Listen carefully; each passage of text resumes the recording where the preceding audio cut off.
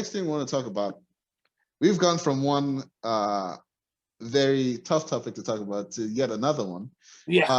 And this is about the allegations against Andrew Cuomo of sexual misconduct, right? Because they range. Yes, go ahead. Before we go deep into it, we'll go ahead and explain first. Mm-hmm. Okay. Don't give any opinions yet. Just explain what's going on. Okay. So Andrew Cuomo is the governor of New York. He was the darling of the media last year for his handling of COVID. But since then, a lot has come out, a lot of negative press has come out because of how his administration handled the numbers of deaths that occurred in nursing homes that were due to COVID-19.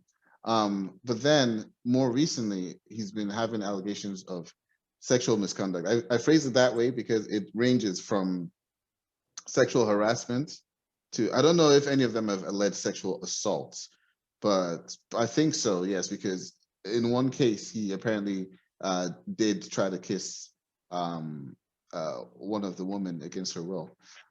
So yeah, he's had 3 allegations so far. There've been a lot of calls from New York Republicans for him to step down, and now there've been some calls from New York Democrats as well as other Democrats. So that's the basics of it. What were you gonna say? Well, I was gonna ask you before we go into our deep into the opinion. Do you think he should resign? Not if he will, but should he resign? No. Okay. I don't. And that's why I said this is going to be a tough thing to talk about, because whatever position you give on it, that will frame the perception of you and, how you deal with survival. Because I will say, I kind of felt that way, that you were going to feel that way, because I actually do feel he should resign. Okay. But the problem becomes kind of when Al Franken resigned. Like Al Franken said, I understand the irony that I'm resigning while the president, who was at that time Donald Trump, has all these sexual allegations against him, right? Biden has sexual allegations against him too, right? So it's just kind of like one of those things where, like, why is it that certain individuals get to fly by it, and they have a different bar? Basically. Yeah, and then I guarantee you, some of those Republicans that are saying Andrew Cuomo should resign didn't say shit about Donald Trump resigning. Exactly. Which is just like, that's why I can't take their word at all. Like, I'm not listening to you. So this is why I said I don't think he should resign. Let me bless you, and let me actually let me amend that. I don't think he should resign with what we know right now. Like, if they go through the process, that's fair. That's fair. If they go through the process and they determine that, yes, we believe that it's, it doesn't even have to be irrefutable, but if it's like, with beyond reasonable doubt, or whatever it's called, or within reasonable doubt, they just say, hey, look, we can't really prove it, but it seems pretty likely. Yes. If that becomes the case, then yes, he should resign. I'm basing it on what we know now, that no, I don't think he should resign. So what you're saying is we need to do a process. Let's not do a jump to allegations, because honestly, I think you're right. Actually, now that I think about it, you're actually right, because I honestly don't think that Al Franken would have had to resign if they had conducted an investigation on him. He resigned because there was a Democratic person in the party. It was pressured by Kirsten Gillibrand.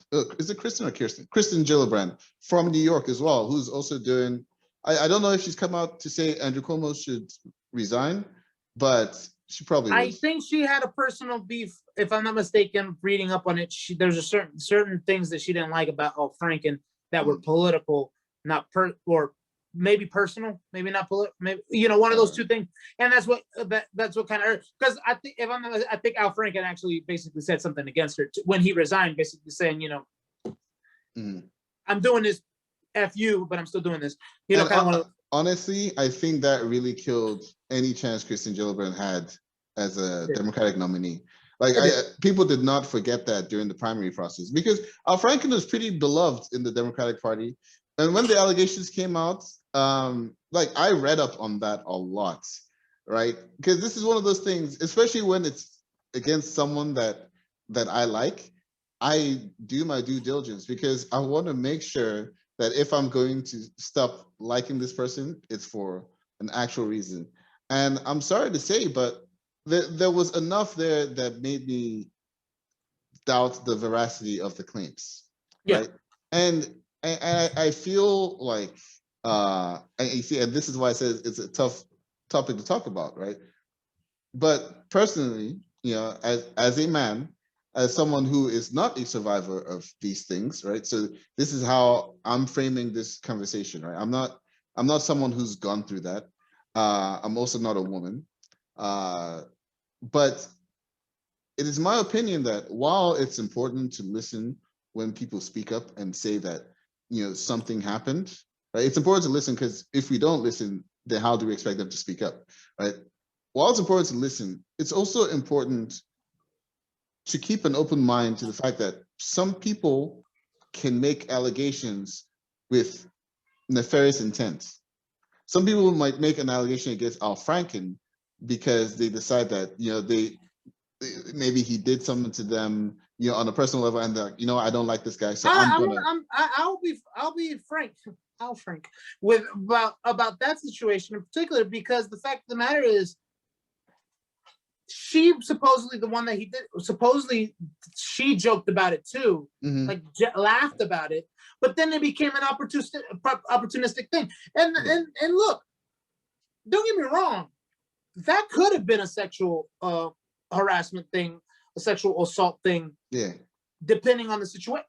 And I know that's weird to say, but depending, you know what I mean? Like, because it seemed like kind of like buyer's remorse. Now it's like, oh, this photo's out here. Now all of a sudden I was like, well, I'm offended now that is such a good term for it, buyer's remorse. The main picture that got Al Franken in trouble, and I think I'll probably put it up here during this part, is the one where this is when they're flying back from the USO tour, and she's like sleeping, and I think like he takes a picture with her or whatever, and I think he maybe makes a lewd gesture or something. Mind you, this is when Al Franken was comedian Al Franken. Yeah, a comedian Al Franken. You know, SNL head writer Al Franken. You know, where everything is an opportunity to make a joke. He wasn't. Oh yeah. So when this whole story came out, she's like, he looks like he's groping me in this picture, which no, it didn't. And then she's like, when she's talking about it, she's like, you know, like really sad and all that stuff, like almost like crying. And I was like, I don't know. First of all, that picture doesn't look like that. Secondly, I don't know. It just seemed kind of off, right? Yeah. So the Cuomo thing, though, I will say that from what I've seen, there are a couple of parts, like the picture where he's like, you know, holding that girl's face like that. It almost looks like a picture of I think someone joked that it's like out of The Godfather. It's like, you know, I loved you, Fredo, or whatever like that. You know, that picture kind of correlates with her account of the story, that he basically like held her cheeks and then like, you know, moved in to kiss her. We don't see the kiss in the picture, but we do see him holding her cheeks. So where he's in the yeah, I see. Like at a party. She's like, huh. You know, I see. So yeah, and he was drunk too. So so there's a little more there that you can say, okay, maybe Andrew Cuomo did do something. But again, I gotta see it play out. I just don't want us to continue this whole thing of quickly jumping to, look, that guy is a rapist, to go to the extreme, because that's what some people do. It's not, they miss all the steps in between. Yeah. You know, sexual harassment, sexual assault. Sorry, yeah, sexual you know, misconduct. this actually not you much, because the problem is, I also want to make sure, I was like, the problem is the victims of the nursing homes are like, we hope these sexual allegations don't completely make people forget about this whole nursing home debacle, because this is actually people dying. Yeah. You know, and a cover up to not have them part of the report of them dying due to corona, right? Yeah. That's kind of, that is more corruption than it is sexual allegation, right? Yeah. So that's kind of like, why aren't we looking at that? That's almost as bad as when Trump was saying that he didn't want the cruise ship. This is back in like late February or early March of last year. When he's saying he didn't want that cruise ship to dock in Seattle or Washington State because he didn't want that to be counted as part of US's COVID numbers, which is ridiculous. Yeah. But yeah, it's basically the same thing. And the first thing that when I heard the nursing home part was, you know what popped into my head? Hamilton, you're never gonna be president now. You're never gonna be president now. Because the thing is, though, you know what the problem with the nursing home part was? It was not necessary for him to do that. Yeah. Because you were dealing with a damn pandemic, bro. Like, and you knew you were gonna get the numbers down. It was not necessary for him to cover that up. But that is a huge error in judgment on his end. No.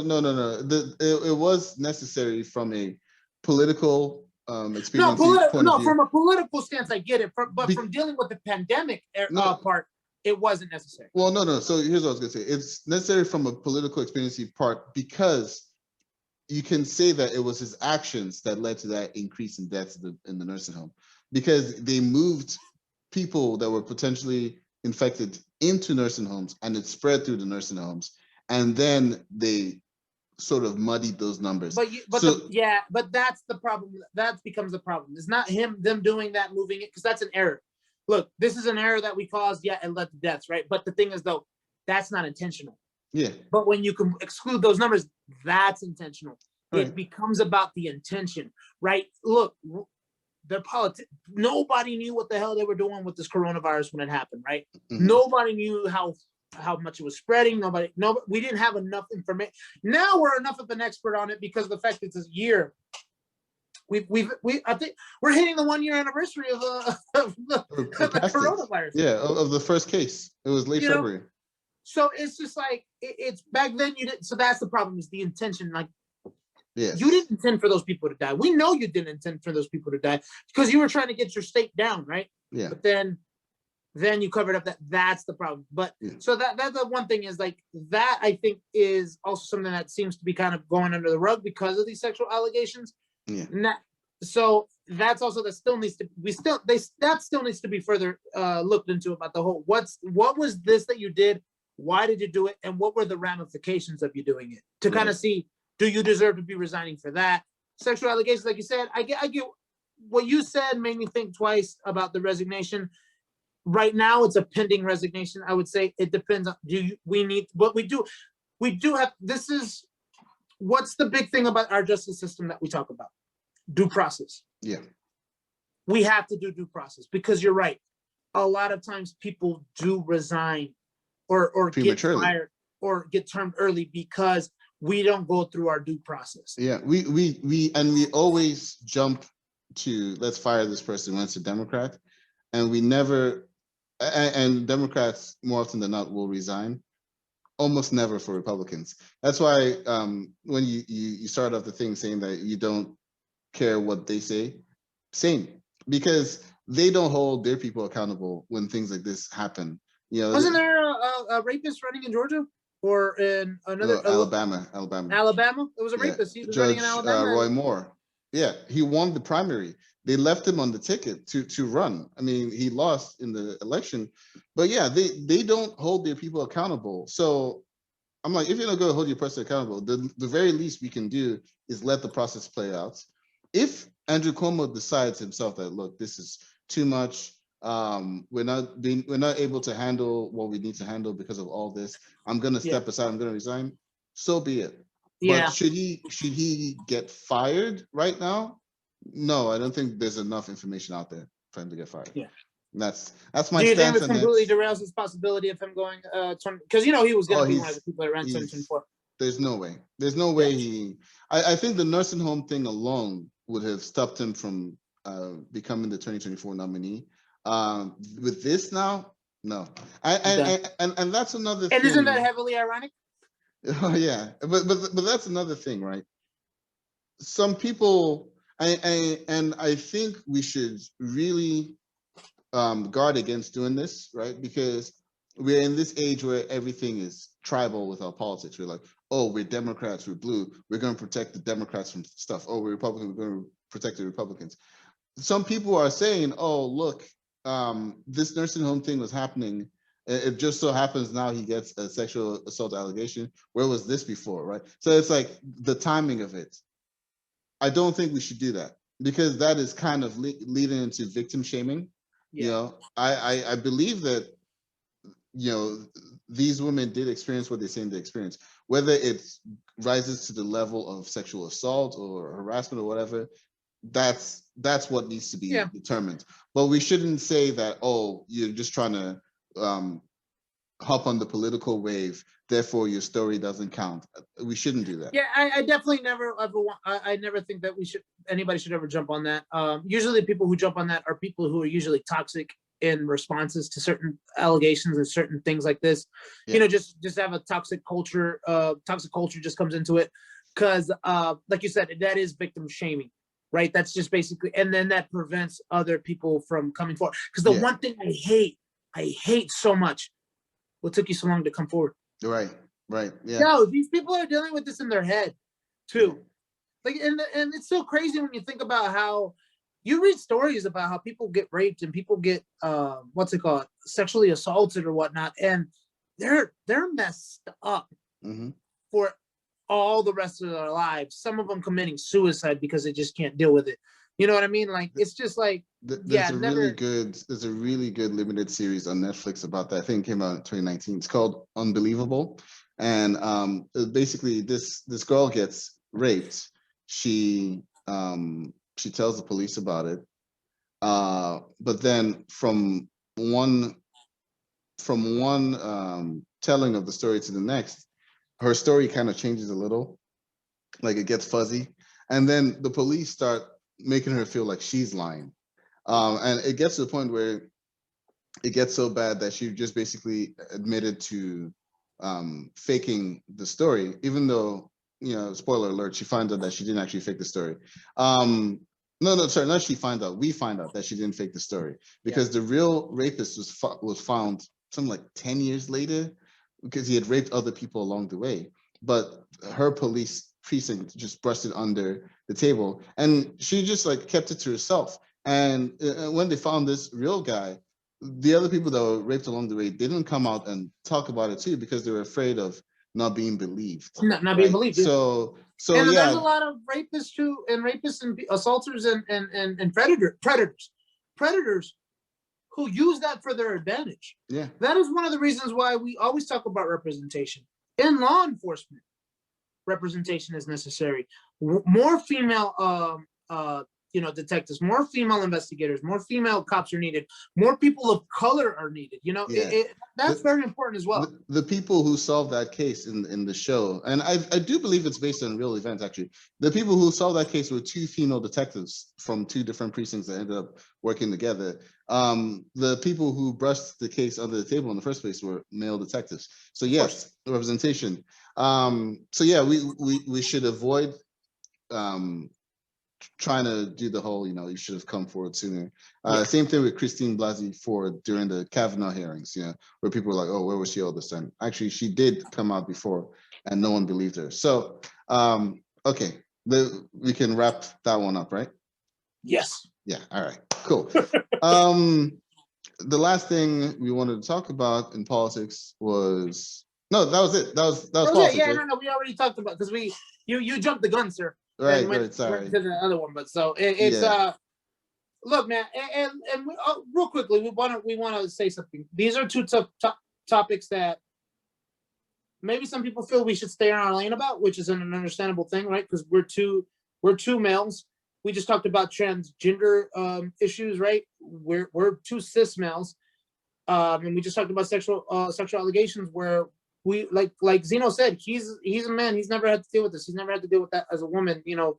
So if there are people any of you guys who think that you can offer us a better perspective on this and to come and educate us or educate people on these kind of subject matters, let us know, and we'll see if we can work something. Because these are conversations that need to be had, because the only way that people like me and Zino will learn is from people within that who are better suited at speaking on those issues. Exactly. Yeah. I don't believe in staying in your lane on a topic like this, because the reason why things like this continue to happen is because of people not paying attention when it's happening to others. So yeah, we're coming at this from a position of not knowing too much about it. So like Zeus said, drop a comment or reach out to us whichever way you can, and let us know where we got it wrong, or if we got certain things right, or just if you want to expand on the topic. So okay, cool.